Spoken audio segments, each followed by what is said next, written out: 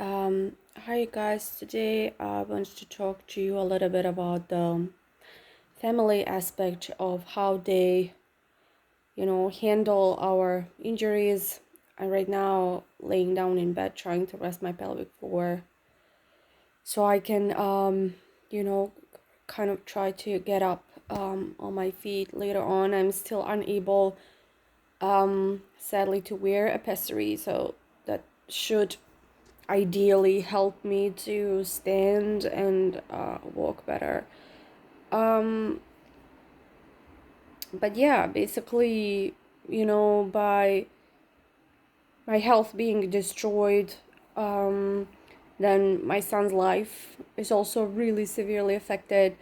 My ex-husband's life, my mom's life. They belong to this kind of old generation of people that cannot handle and cope with tragedy in a, I'd say, emotionally acceptable way, if one can say like that. So even though, they helped me out incredibly, especially my mom, my son loves her, and she comes and visits us about every month or every other month, spends some time with us, and takes out my son to the park so I can rest and lay down and, rest from the pain. And pressure that of course comes with this lovely condition. um I still have received so many demeaning comments from my family, and the family members. One of the things that my ex-husband, used to tell me is that it's my own fault. I didn't know how to give birth to our baby. Then the other day my mom tells me, "Oh, what did you think? You thought you would have a kid and then somebody else raises it for you?" And I think, like, God bless her, like she can't help herself sometimes with these comments. I mean, she's also very ashamed. I think my entire family is very ashamed of the fact that um my birth came out so badly. And I don't really understand this aspect of shame, because many women, if not all of them, are so very ashamed to talk about it in a more sort of realistic, um, normal way. It's an illness. It's an ailment like any other. But the sad thing about it is that it's easily preventable with a simple C-section. With a simple C-section, we would have no damages to our pelvic floor.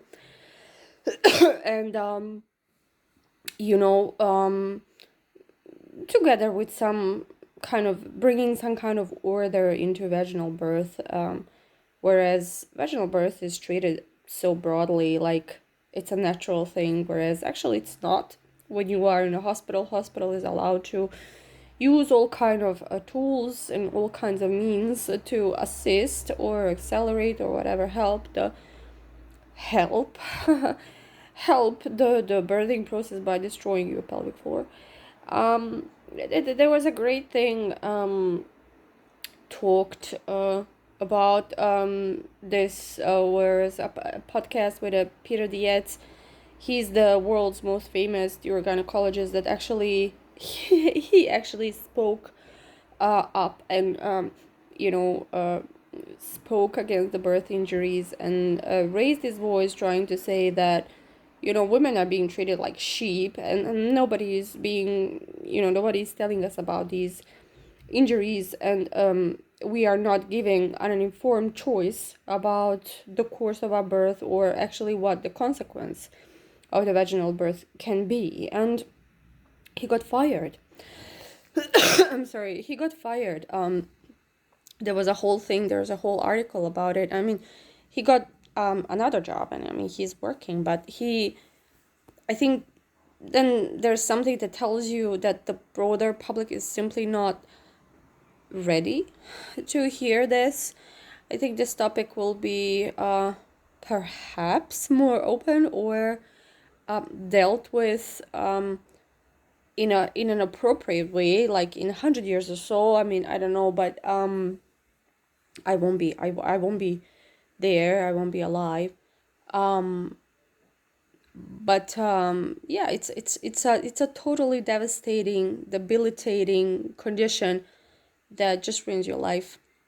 My career is completely ruined. I received a disability paper where they say that my disability is now 70% high, and maybe in some countries it will be higher because I also have a permanent colostomy that came with my rectal descent or rectal prolapse, depends on how you want to call it. And of course, I still have bladder prolapse and so on, pelvic floor pain issues from previous surgeries. You cannot repair pelvic floor. Pelvic floor is a huge muscle, or a layer, actually, huge muscle composed of several layers of other muscles. And each of these muscles has a function. And during the childbirth, they get torn, overstretched, thus allowing room for pelvic organs to descend further down. And trust me, this is not comfortable to walk around with your organs between your legs because you can't move. It's so heavy. You can't do nothing. I mean, I can't do a brisk walk. I can't jump. Um, well, I also cannot sit, so my case is a bit more specific. I had surgical complications, but many women around the world cannot do these things anymore, can stand or can walk for a very long time.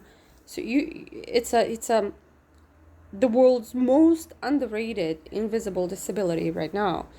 And so I have colostoma, and I'm on the groups for colostomy patients, and I can tell you, this condition, the bowel disease is so much in the media, the Crohn's disease, the colitis, it all became more and more, let's say, publicly popular, or like awareness was raised about it as a particularly difficult condition. I tell you, they suffer, and bowels are really hard condition to live with when you have diseased bowels. But we, on top of, well, not every woman gets colostomy, but it's you're getting towards it. It's like colostomy, urostomy. Then they have these like pacemakers that they install into your spine to help bladder function properly, or rectum. It sounds so extreme. And these people, I mean, yeah, they half of their digestive system is out, like half of the bowels is out. 50 centimeters of my bowel is out as well. Well, sure, I mean, colostomy is easier to deal with than ileostomy, but still. And they have a strong pelvic floor. They can still be active, walk around, provided obviously that they don't have major surgical complications or that the disease is not progressing and so on. They are fairly mobile. Whereas we, with rectal prolapses, pelvic organ prolapses that are specifically there, the reason number one is vaginal birth. We are immobile a lot, sedentary, stuck in bathrooms, suffering from incontinence, and being severely mistreated and abused from family members who don't understand it, because there's no awareness about it in the society, and there is no awareness about it in the media, and nobody talks about it. Nobody talks about it. It's a tragedy. It's gonna happen tomorrow. Tomorrow it's going to happen to your daughter, your granddaughter, your cousin, and nobody's doing anything about it. Trust me. I mean, maybe some voices have been raised, but they have been also quickly silenced, and there is no major movement or anything going on about it. As I say, maybe because the gay movement also that took time. So maybe the movement, against the vaginal birth, finally to stop the mutilation of millions of women around the world, I mean, will come into the public eye one day, but it's going to be still a far away from now. And it's a terrible thing. My life is completely destroyed, completely. I can't do sports. I can't raise my son. I mean, my son was being raised by other people, basically, by my mom, by his dad, by his kindergarten, and so far, he's 3 years old, I so far was able to invest so little effort. Well, partly because I've been now in pain, a lot of pain, for 3 years, and pressure and so on. Have had so many surgeries up until now to try to fix it, only to realize that there's no fix to the muscle, nerve, tissue, ligament. Not a proper one, anyways. The medicine is not there yet. And, women are so silent about it. And I have no idea really how women struggle with it around the world. Obviously, it depends on case to case situation.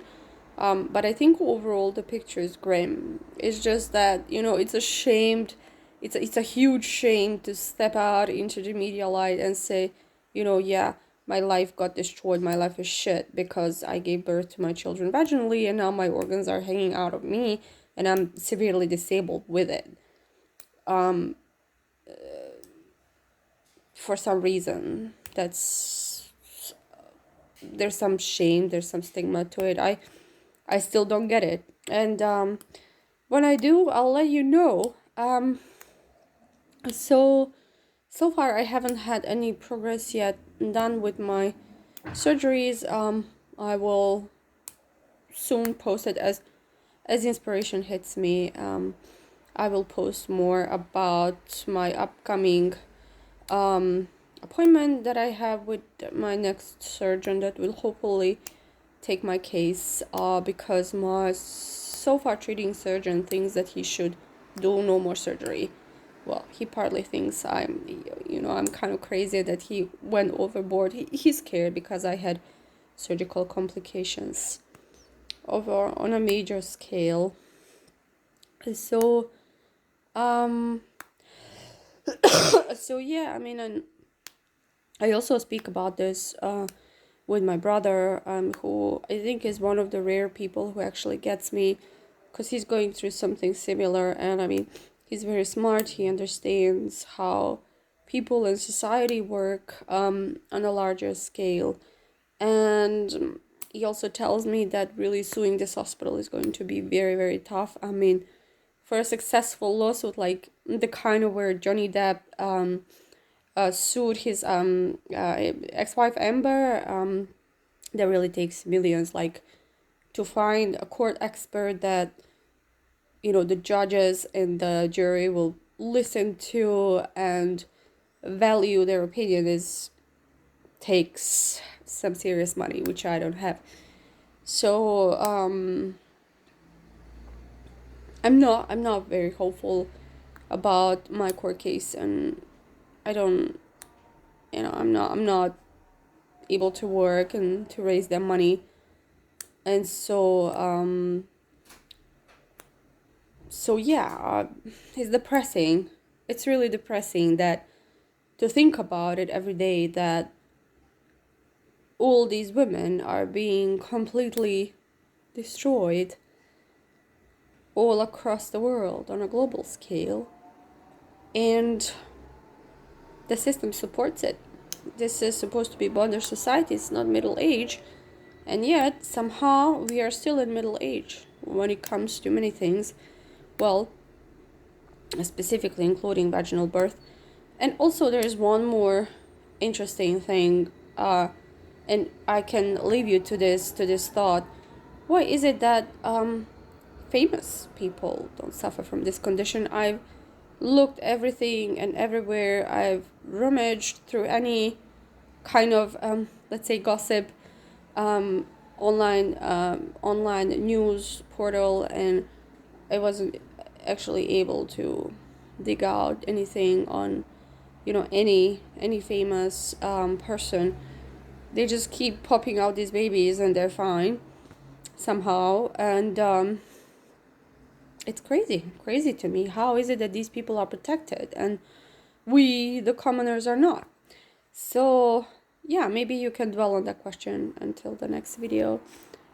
See you soon. Bye.